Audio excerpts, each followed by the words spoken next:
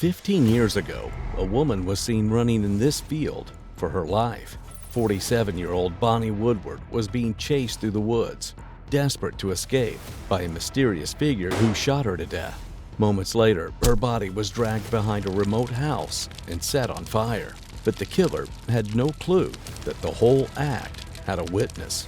This is where she laid with the rig and dumped. Bonnie's disappearance was tied to her teenage stepdaughter, Heather, who had run away from home and found refuge with Roger Carroll's family, whose connection to both Heather and Bonnie would soon expose a secret that remained hidden for over a decade. Sometimes that's just the way Bonnie is. I don't know. She's just mean.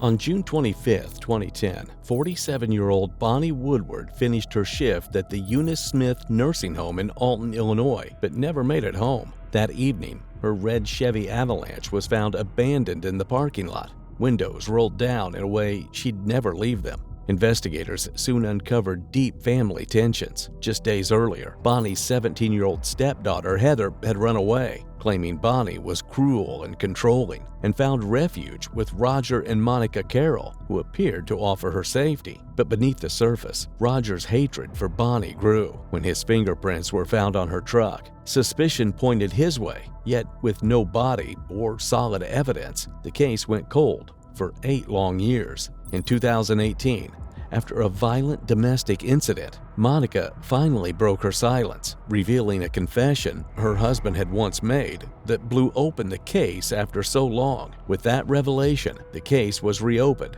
and what followed were the interrogations of Roger and Heather, each peeling back a new layer of lies, secrets, and buried motives. What would emerge next was a twisted mystery far darker than anyone imagined.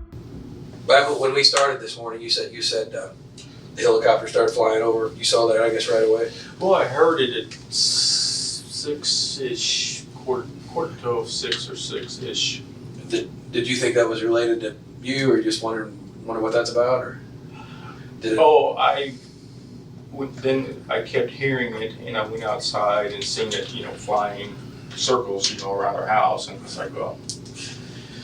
And then last Friday, the 24th, an airplane flew over about 4 o'clock in the afternoon. I don't know if that would have been related to us or not. Circling the house. But a little suspicious, I guess, how you're thinking. Okay. But as far as this morning, just to reiterate, we came out, you didn't know that we were coming, obviously. I mean, other than the helicopter and airplane, I guess, but did you, and your son left, and then you guys left, and you contacted me. I just want to make sure for my notes that I got this straight, that I contacted you, we took you off to the side, I let you know your Miranda rights, we went over, and then we kind of basically just walked you through the scenario. For the record, that you asked about the dog hits. The dogs hit on a dirt shovel, and I guess a hard rake in the I know for sure a dirt shovel, and one of the 4-wheeler's back tires. I don't know what that means. They'll probably just end up swabbing all that stuff, doing DNA analysis on it, and then a couple different spots in your wooded area they've hit on, which is going to require some digging.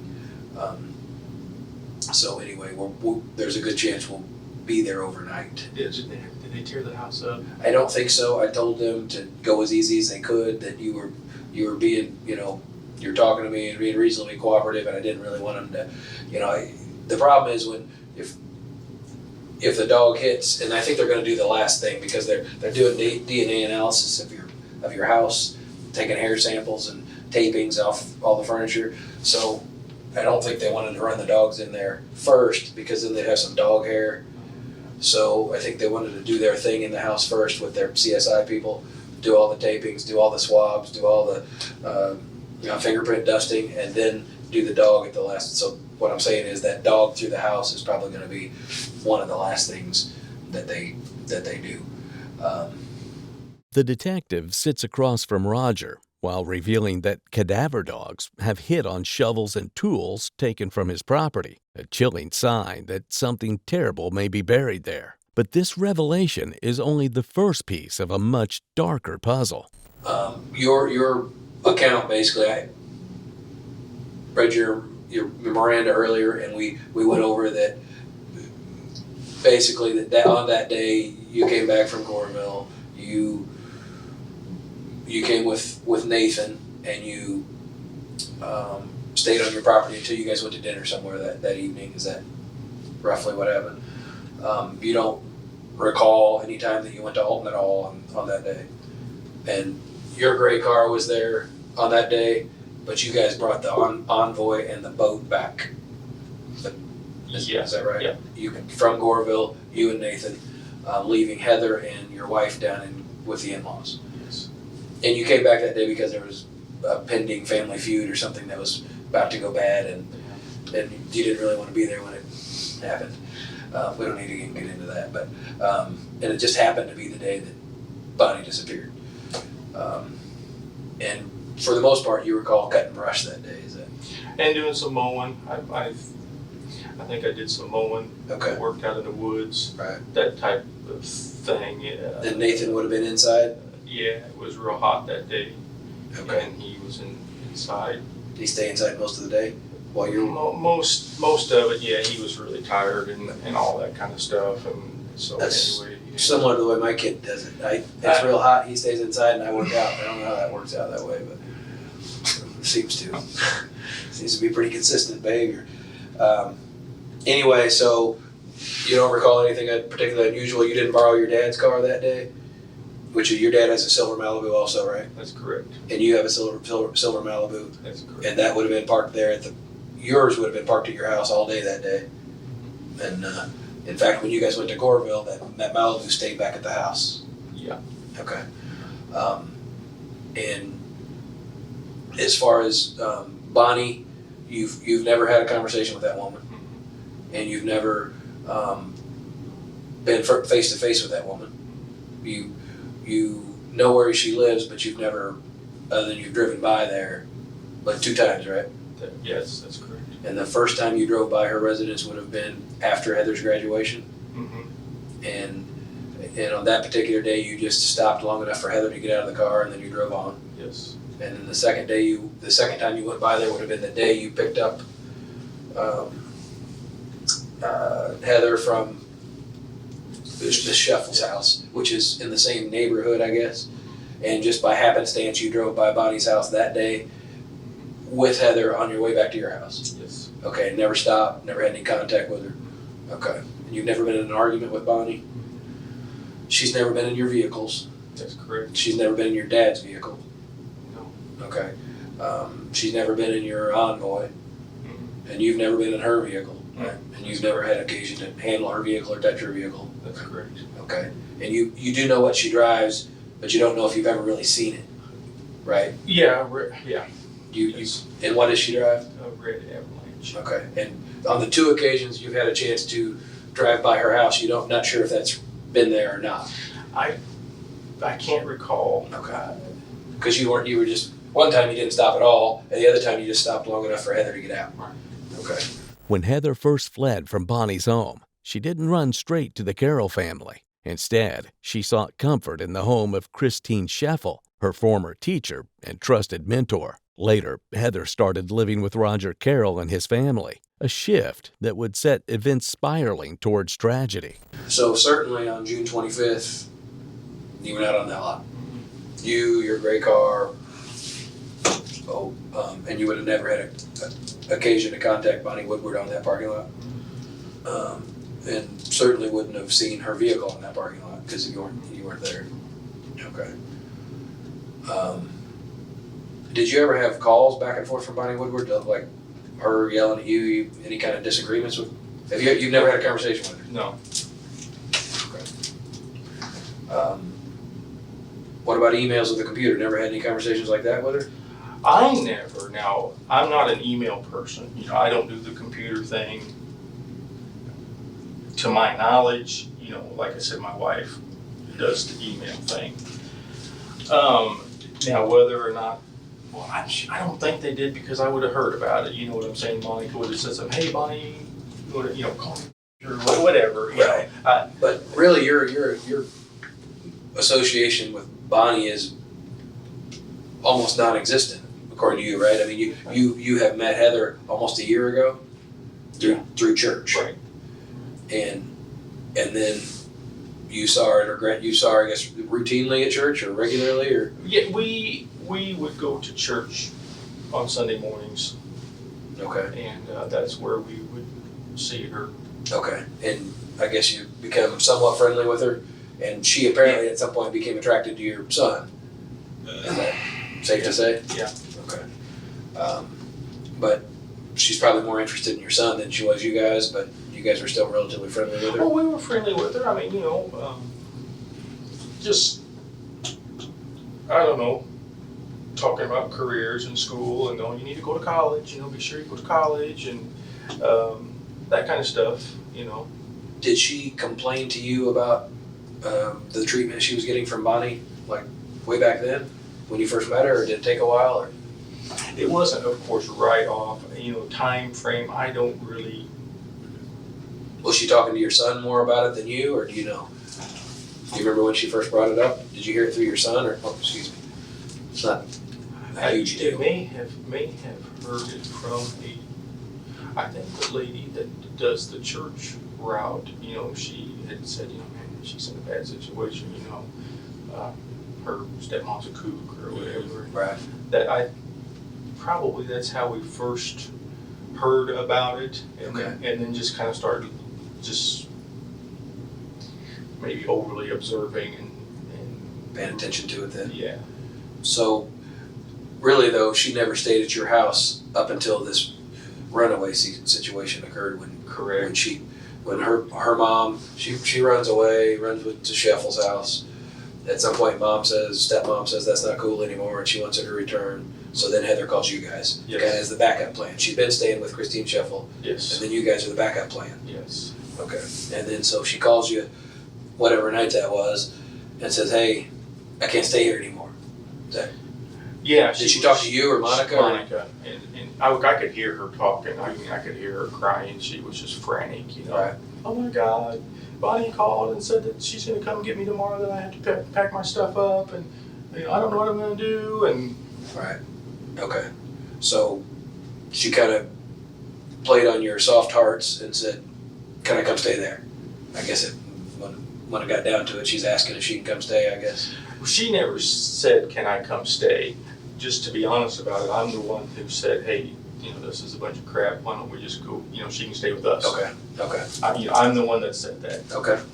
And that's, I mean, if you're really, I agree with you, if your intent is to take care of a kid that's in a bad spot, I mean, I don't think anybody can, you know, deny that that's an admirable thing. I mean, now, whether or not her situation was as bad as she suggested to you that it was is up for debate. I don't know. But at that point anyway, she convinced you that, hey, I need help, and you reached out to her and said, okay, we'll come get you. I guess you said we'll come get you tomorrow.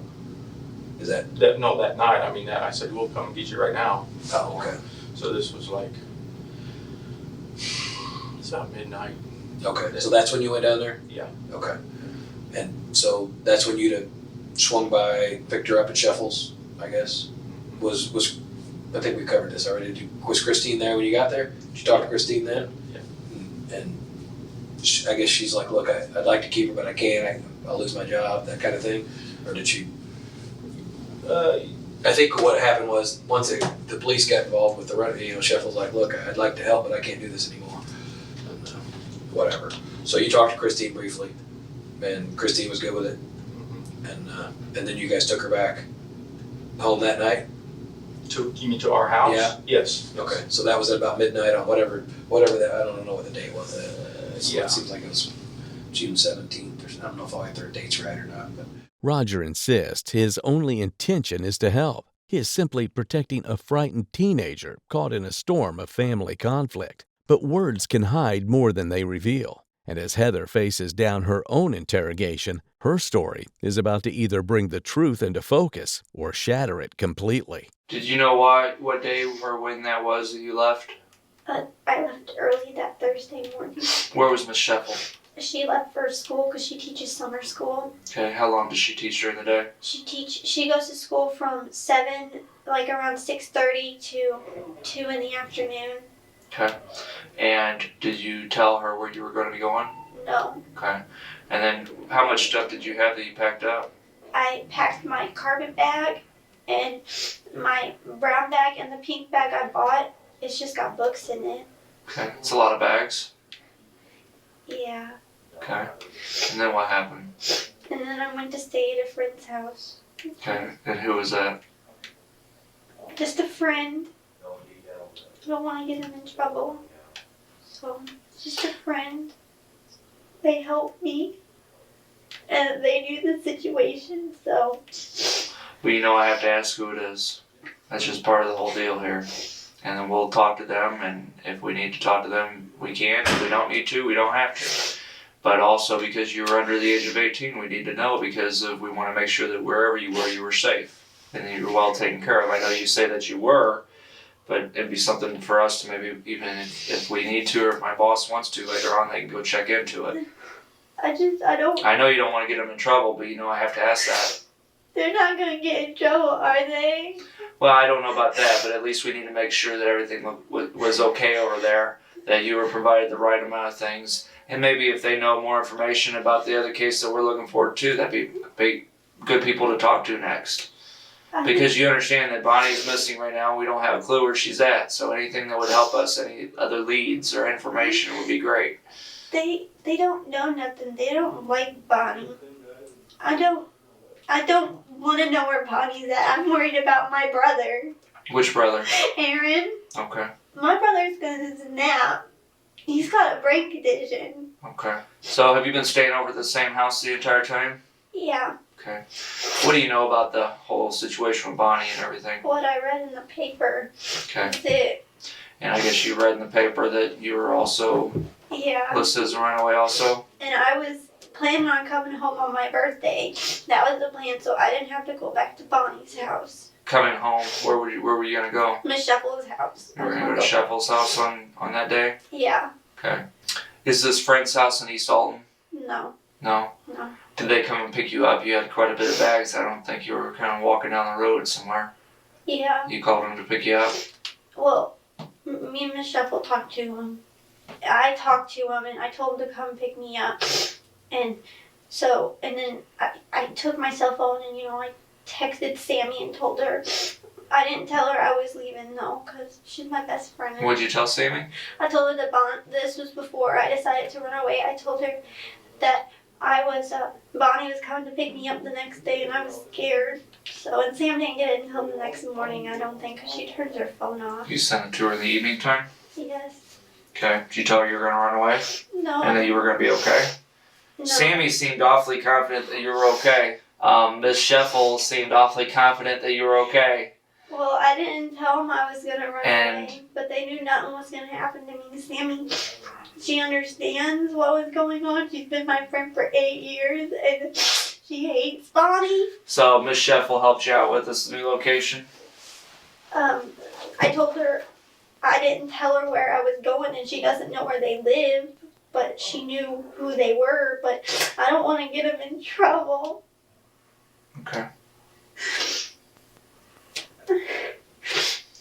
Heather's story doesn't line up with Roger's. While Roger claims he is the one who offered her a place to stay, Heather paints a different picture. Two versions of the same story now stand in a stark contrast. But who lies? Who tells the truth? Or do both hide something far darker? Do you think you're in any trouble? I don't know. I'm scared. Well, on that note here, like I told you from the very beginning, is you had a lot of people concerned about you. And the other thing, the main reason why I wanted to talk to you today is because of your stepmom. I know you guys haven't got along in the past, but your actions here with her being missing have made things a lot harder on our investigation. Do you understand that? Because we don't know, first of all, we don't know what happened to you. We don't know what happened to Bonnie. All we know is somebody had kidnapped you, and then they went and told her that, hey, I know where your daughter is. Come with me, and then they did something to her. I haven't talked to my mom. I mean, do you understand why we would be concerned? Because we didn't have any answers. Yeah. We didn't know. And I'm sure, hindsight's always 20/20. You know what that means? Yeah. You always know what something is after what, maybe it looks better in the end whenever you get there. But all you had to do was, if maybe whenever Bonnie was missing, say, hey, I'm right here. I don't know where she is. Hey, do you mind if I stay with Miss Sheffel? And then be like, oh, okay. Do you understand that's what would have happened? Yeah, but I don't know. You put a lot of people through a lot of work and a lot of I know. I don't know where Bonnie's at. Okay. What do you know about Bonnie here? Okay. She's mean. Okay. Skipped my graduation. What do you think happened to her? I don't know. I thought that maybe she hid to draw me out, and then she'll come out now that she knows that I'm home. That's what you thought? Why would you think that? Because sometimes that's just the way Bonnie is, and she can be mean and I don't know. She's just mean. Okay. Now, what do you know about how she disappeared? I know you've been watching the news and reading the newspapers. All I know is she was at work, and usually she comes straight home from work. What kind of car does she drive to work? An Avalanche truck. Okay. Her red one. And she works where? At Smith. Okay. And what does she normally do on a daily basis when she has to work? She goes to work? She gets up and she goes to work. She works on the Alzheimer's unit, and she gets her patients, and sometimes she goes to lunch or not, and then she comes home and starts yelling at me and Aaron because we didn't do our chores. That's it. What time does she usually come home? She works the same hours every day? Yeah, from 6 to 2, and usually she's home between 2:30 and 3 if she doesn't have a work meeting. Okay. And those work meetings are when usually? Their house was filled with tension and fear and was ruled by Bonnie's harsh and controlling words. The pressure built until escape felt like the only option for Heather. As Heather approaches 18, Roger's disturbing plans to control her future begin to surface. Was there any talk about when she turned 18? Did you guys talk about that early on? Oh, yeah. We only did this for a little while. We got a window of time. Yeah, basically 17 days. That's all it's got, just 17 days. When you turn 18, everything's cool and you can go wherever you want. So it was down to, at that point, whatever date it was 17 days before her 18th birthday. Yes. Okay. So you're trying to just milk this along until she's a full-blown adult and she can do whatever she wants. Yes. Okay. So then when you pick her up from Sheffel's, that would have been the second time you would have went by Bonnie's house, and you did that because you just ended up wandering by the house because you're on the way out of there. Yeah. Okay. So, and that's it. Sometime after midnight. Probably, I don't know, maybe 1 o'clock in the morning. About. Did you already know that was Bonnie's house, or did Heather just point out the window and says that's Bonnie's house as you go by? Did you even remember, or why do you remember that? Well, I just remember where she lived. From dropping Heather off there yeah. a month earlier? It wasn't a month. It was... At the graduation party, whatever. I guess that would have been the 1st of June. Yeah. First week of June. Something like that, yeah. Okay. So you just I don't know what street Sheffel lives on. Do you remember? I can find it. I know what street. Yeah, I could too, but I don't think I think I can. I've actually never been there. And that's the same with Bonnie's. You don't know what street that is, but you can get there. Right. And you didn't drive by there on purpose that day. You just happened to be leaving Sheffel's and you ended up on that road on the way out. So you just zipped on by and there was no conversation. You didn't have any contact with Bonnie or that family I guess you wouldn't at that time of day anyway, right? So she already had all her stuff, right? She'd been living with Sheffel. Yeah, most of her things was at Miss Sheffel's. She just brought a few things, just a few things, a little bag. When you took her the first time? Yeah. So how did you get the rest of the stuff from Sheffel's? We didn't. Oh, you never did? Okay. So most of Heather's belongings were at Christine Sheffel's house? Yes. Okay. Okay, so you get her, you go back to your house. How long did you stay there before, at some point in time you decided to go to the in-laws? Or I know she basically stayed with you for a while, right? Like we had a conversation about her picking beans and, picking stuff out of the garden, and which is maybe one of the first clues that you got that maybe she wasn't as abused as what she suggested, because your wife suggested, hey, why don't you get out here and help pick some beans, and she got a little angry about it. Well, she didn't get angry. It wasn't like confrontation. It was just like, you're just like Bonnie. One of them kind of. Right. Now you're thinking, just like Bonnie, all we wanted you to do is pick beans. Right. Yeah. So it's like, man, it's like, if this is what you call abuse, then Right. God, maybe we. Right. Maybe we shouldn't have been so compassionate. Maybe, I don't know. Roger recalls a chilling moment when Heather told his wife, "You're just like Bonnie." It's a glimpse into Heather's fragile state of mind, torn between resentment and fear, as the shadows of her past seem to follow her wherever she goes. But his reflections won't last long, as the detective is soon going to reveal a relation that the Caroll family was not ready to accept. When you took her in, you kind of took her in as part of the family, and you took her even to your own father's place for, what'd you say, Father's Day or something? Yeah. And I guess nothing significant happened there. Do you remember when you first took her to Corville? And what was the reason? Gosh, we was on vacation that week. Me and Monica was both off. We was on vacation, so we went down to go like boating and stuff like that. Okay, so it was really just a vacation. It wasn't, you're not necessarily trying to hide her out down there. Right. You're going on vacation to the in-laws. Right. Took the boat. And then that's the day you would have left that. What day did you go down on that vacation? Do you remember? Like, I know you stayed, I know when you came back, but I don't know when you went down. I think it was that Monday, I think. So you were down there a whole week and then you came back Saturday morning? Is that right? I know you came back Saturday morning, but. Was it Friday morning, wasn't it? Oh, yeah, it was a Friday. You're right. It was Friday morning. June 25th, that's the day you came back, but. Yeah. I think it was Friday, I think. Okay. But you were down there Monday through Friday, and then you're planning on staying longer, but something happened down there with Heather and your son and Grandma, and it looked like it wasn't going to be pleasant. Yeah. So you decided to take Nathan and bail out. Right.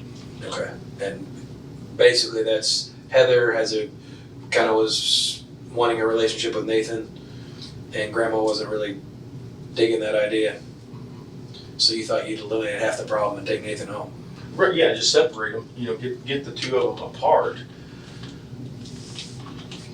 to, just, like you said, just get rid of two problems. First of all, the deal with Heather and Nathan, and then also the confrontation with my mother-in-law. Right.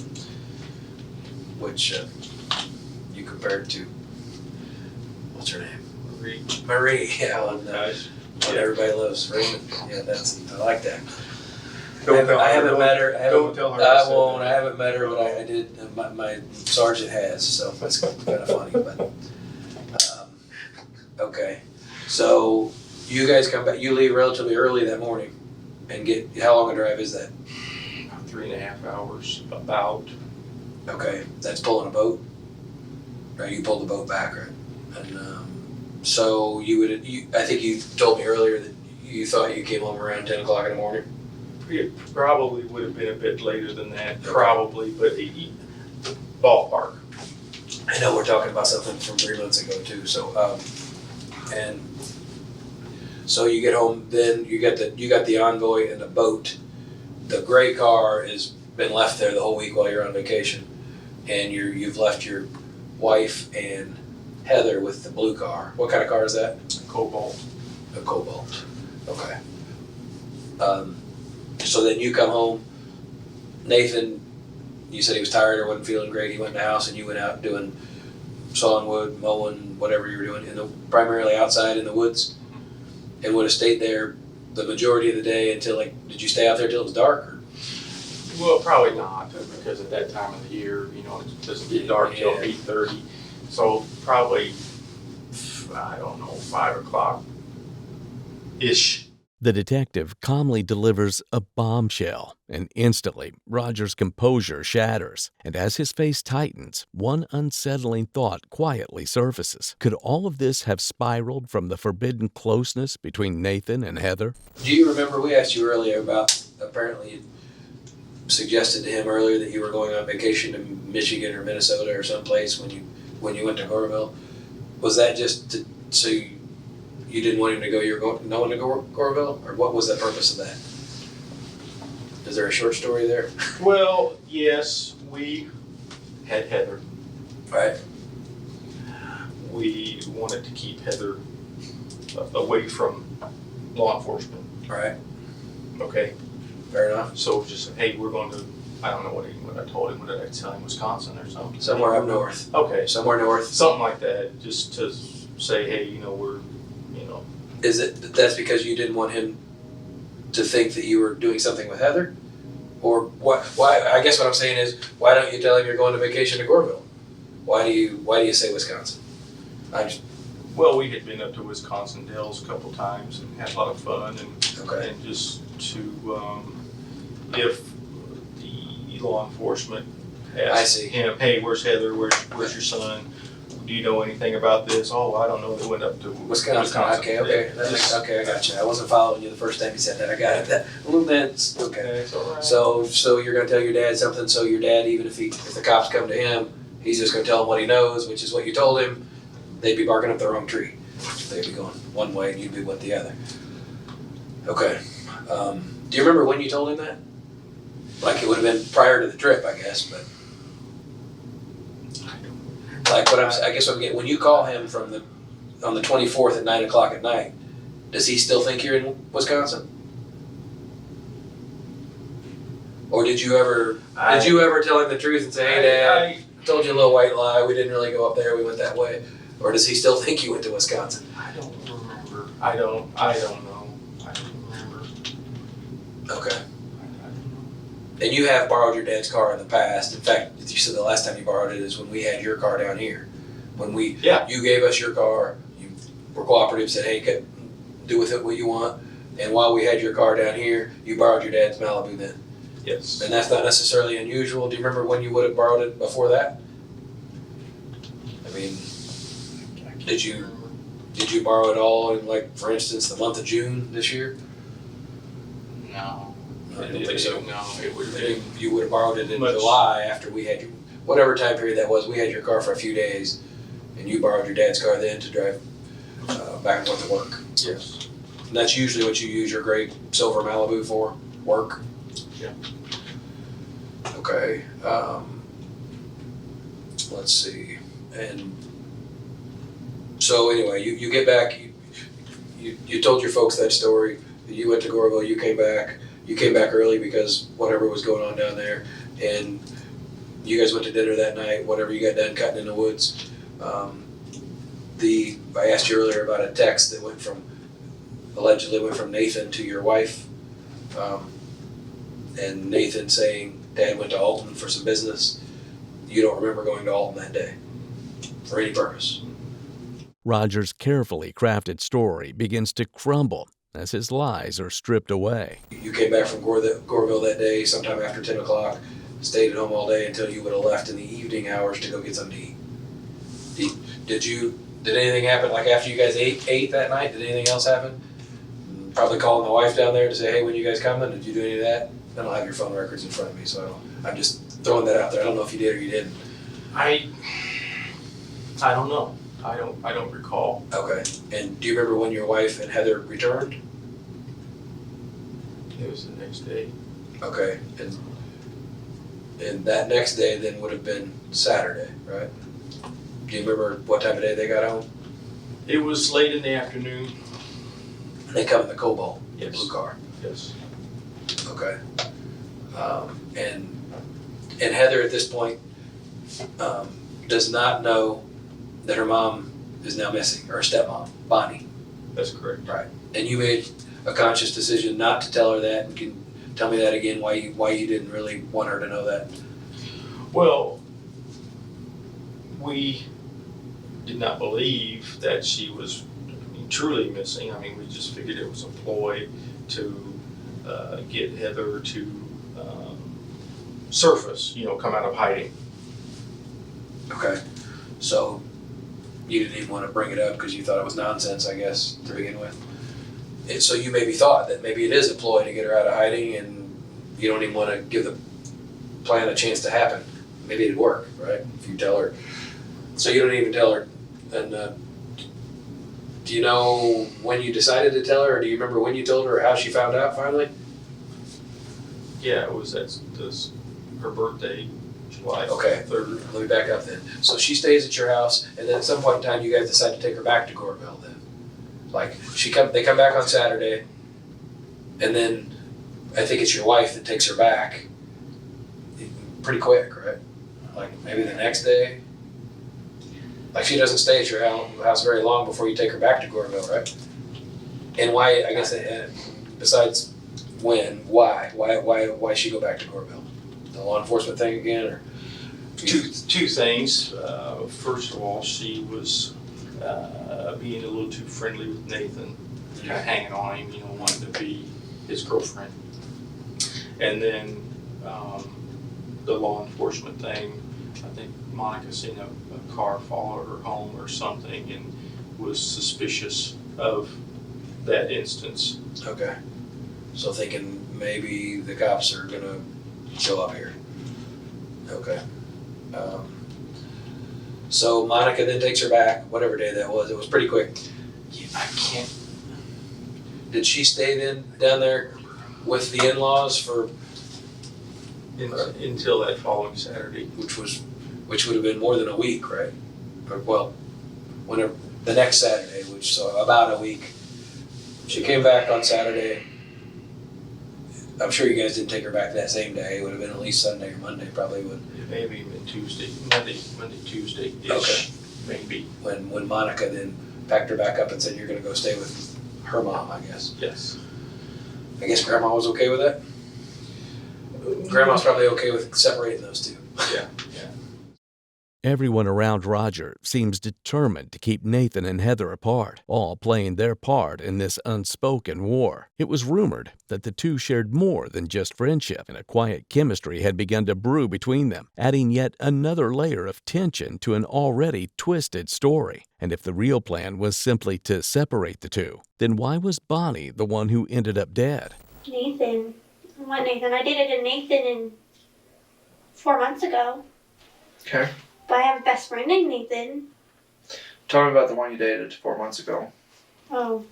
He dumped me because he wanted something more out of the relationship and I wouldn't give it to him. What was that? In March. No, what was that? Oh. You went to have sex with you? Yeah. How old are you? Well, so you're just saying 18? Are you married? No. So why does people want to have sex with you? Because they're boys. Ugh, those boys. Disgusting. You haven't done anything like that, have you? No. You're gonna wait till you get married? Yeah. That's probably a good thing. So you haven't talked to Nathan lately? No, I haven't talked to him since I graduated. What was his last name? Davenport.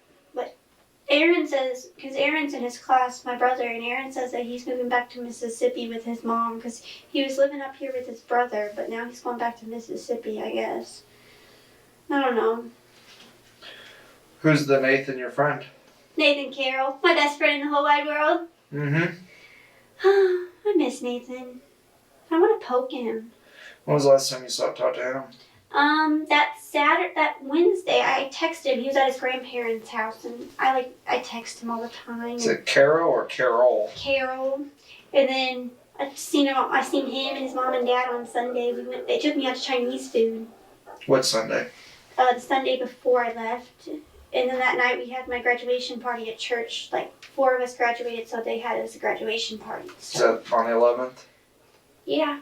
No, the 11th was the one that was just for me. It was on the 13th that we had my graduation party for all 4 of us. You had 2 of you? Two graduation parties? Yeah. Bonnie ever show up at either one? No, see, the one that we had Friday night, Sister April, one of the ladies from the church, because she asked me if I was going to have a party, and I said no, and so she decided to throw me a party and get me my senior pictures done, and Bonnie didn't like that. And Bonnie, she thinks that I ran my mouth at church because she won't do these things, and I was like, no, she was just asking out of curiosity. So, and she talked to the pastor about it because the pastor went to go see Miss Sheffel about my school stuff, so she freaked out about that. So she didn't let me do nothing. Heather doesn't hold back, describing the tension boys like Nathan bring into her chaotic life. And while she insists he is just her best friend in the world, Roger seems to have very different revelations waiting to be spilled. Well, what's Nathan think about that? About what? About Heather staying or not staying? I mean, does he want her to stay up here? Does he want her to, you said earlier that she's maybe a little bit into Nathan, but Nathan ain't so much into her, right? So is he okay with you guys shipping Heather back down to Grandma's? Yeah. He didn't mind, so he wasn't too emotionally attached. Okay. So, and then you do, does Nathan ride with Monica and Heather down to Goreville? I don't think so. I don't know if I know the answer to that either, I was just asking. Okay. I don't So think so. they go, she goes and drops her off, and then I guess she just waits down there.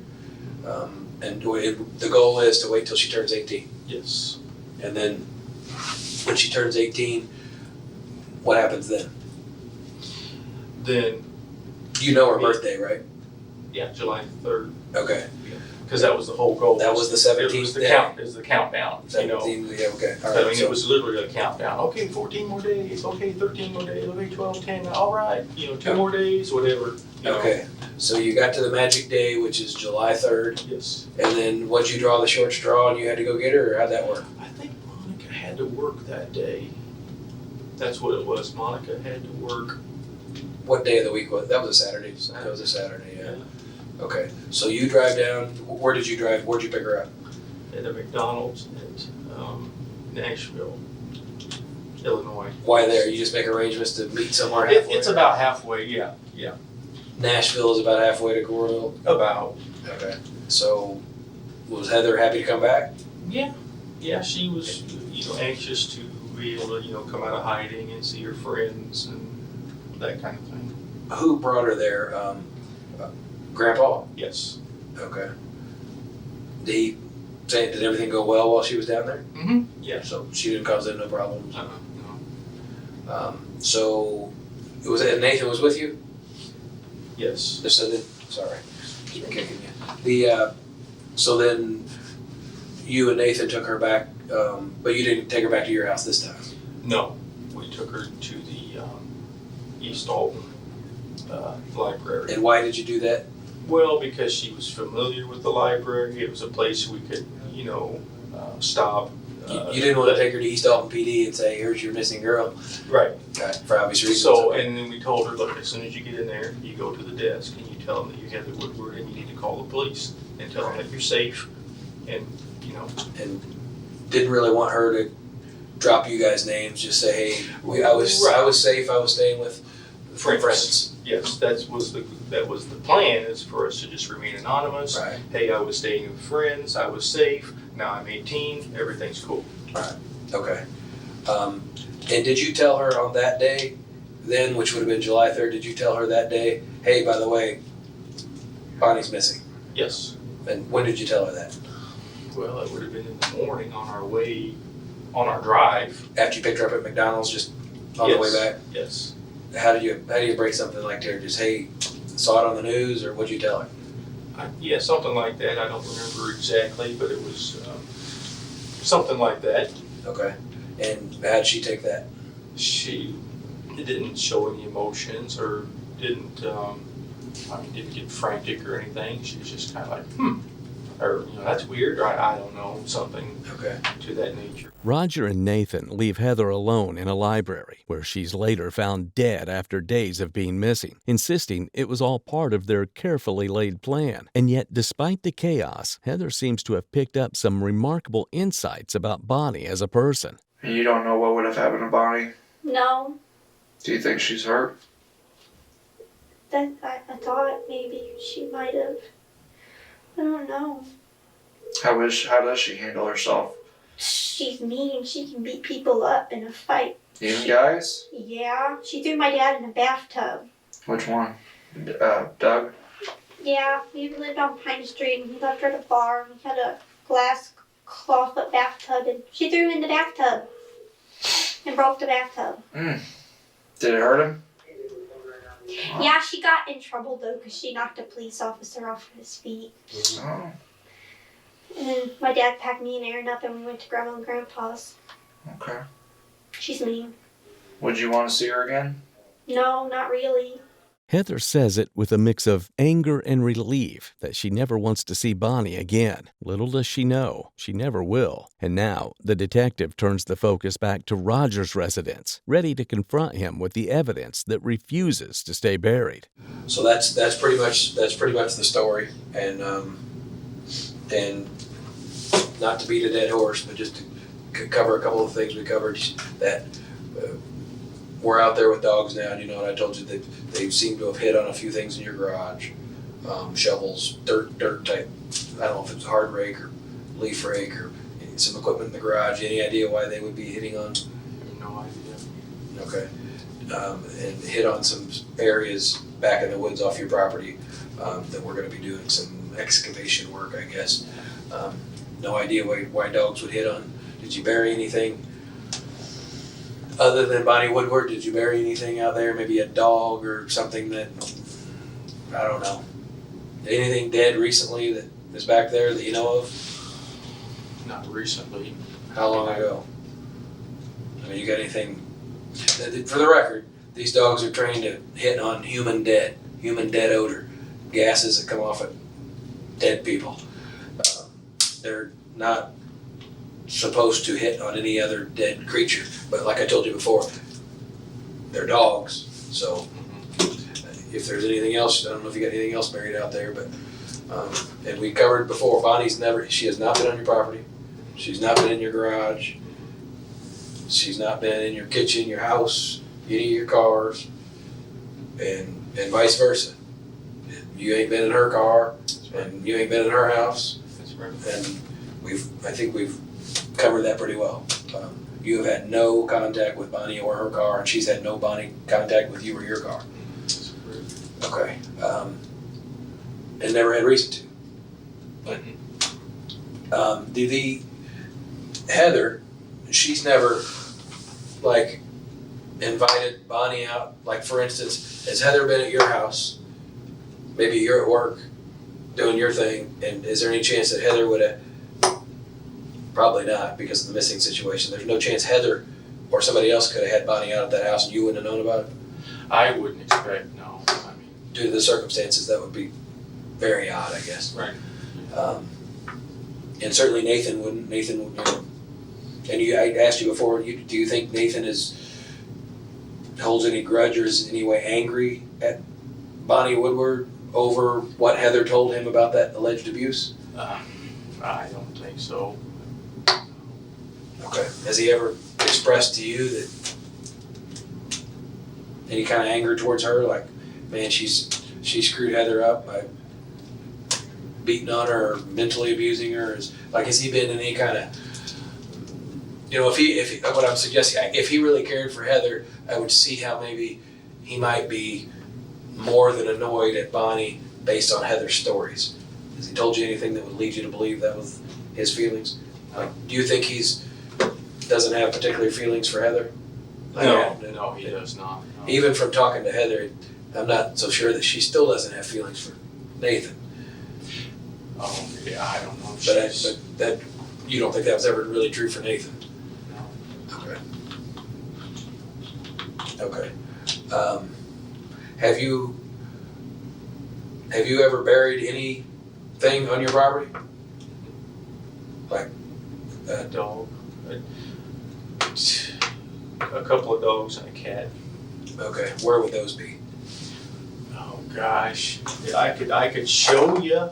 You know what I'm saying? This is a bad drawing, but if this is your 40 and this is your long driveway and house, that's probably not in the right spot. But okay, let's see. The creek runs something like this. There's a trail up a big tall hill. Up on the top of that hill, about there, I buried a dog. okay, And then over here, I buried a dog somewhere over here. this is on your property. Yes, down in that valley. I buried a cat down there years ago. I mean, like I said, that's a long time ago. Okay. All right.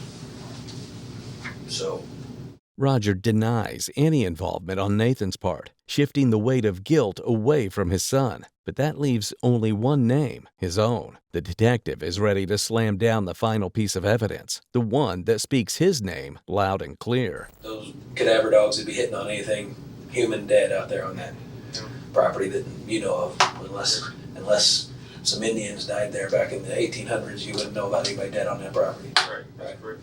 Okay. And you've denied repetitively any kind of association with Bonnie or her car, your car, whatever. Any chance your fingerprints would be on Bonnie's car, on the driver's door, like all over it? No way. No. No chance. No. Okay. Any chance your DNA would be all over that driver's door? No. No way. And how do we explain it if it is? Then I've been framed.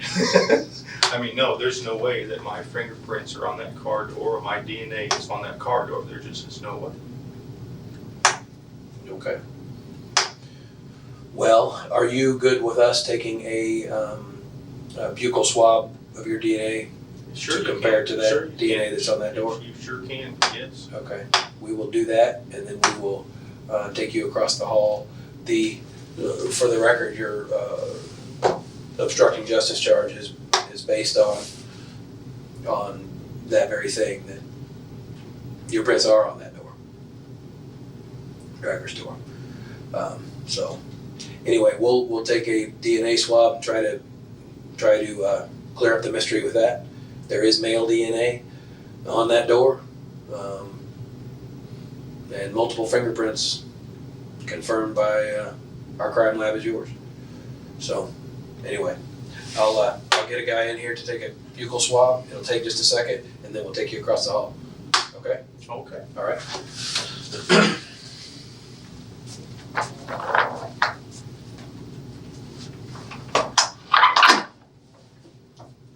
The detective closes the door on Roger Carroll. Fingerprints and DNA tie him directly to Bonnie's vehicle, leaving no room for denial. The walls of deception he's built for years collapse under a single, undeniable truth, and the confession he once whispered to his wife, "I have killed for you," is what brought this entire case roaring back to life. How far can anger, fear, and twisted loyalty push a person, and how many lies can one family carry before the truth finally breaks through? In 2020, the courtroom delivered its verdict. Roger Carroll was found guilty of first-degree murder and was sentenced to 65 years behind bars, 40 for the murder itself, and an additional 25 for the firearm enhancement.